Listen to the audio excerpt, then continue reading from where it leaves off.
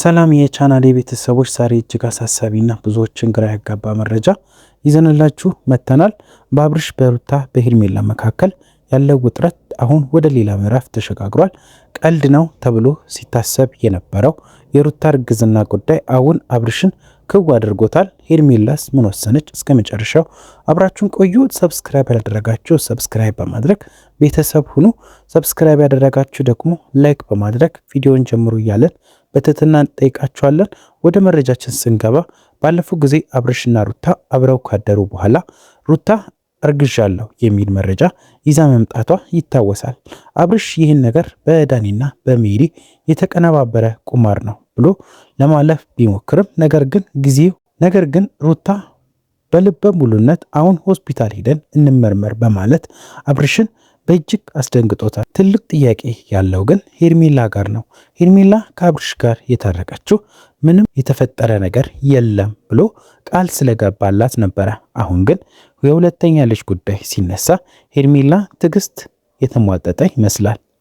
እስካሁን ካንተ ጋር የቆየሁት ላለማጣት ዋጋ ከፍዬ ነው በማለት አሁን ግን ነገሮችን ለማሰብ ጊዜ ይፈልጋለሁ፣ አትደውልልኝ፣ ቴክስትም አትላክልኝ በማለት ቁርጠኝነቷን አሳውቃለች። ይሄ ለአብርሃም በጣም ክፉኛ መልስ ነው ብለን ነው የምናስበው። እስካሁን ከሷ ጋር ፍቅር እንደጀመሩ ይታወቃል።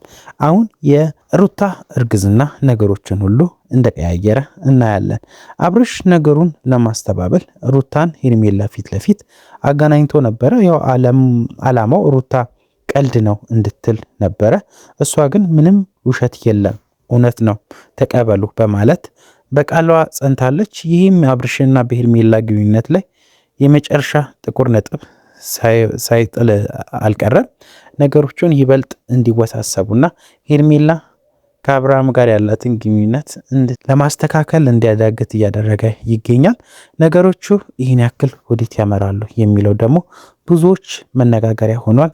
እስካሁን ድረስ ብዙዎቹ ሩታ አላረገዘችም በማለት ነገሮቹን እውነት አይደሉም በማለት እየተነጋገሩበት እየተወያዩበት ይገኛሉ።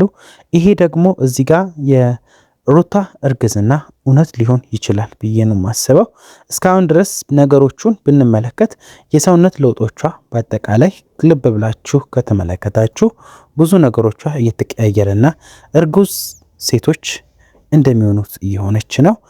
አንደኛ ነገር የሆዷ ሁኔታ ጨምሯል። የፊቷም መልኳም ሁሉ ነገሯ ሆርሞና የተቀያየረ ይመስላል። እናንተስ በዚህ ጉዳይ ላይ ምን ትላላችሁ?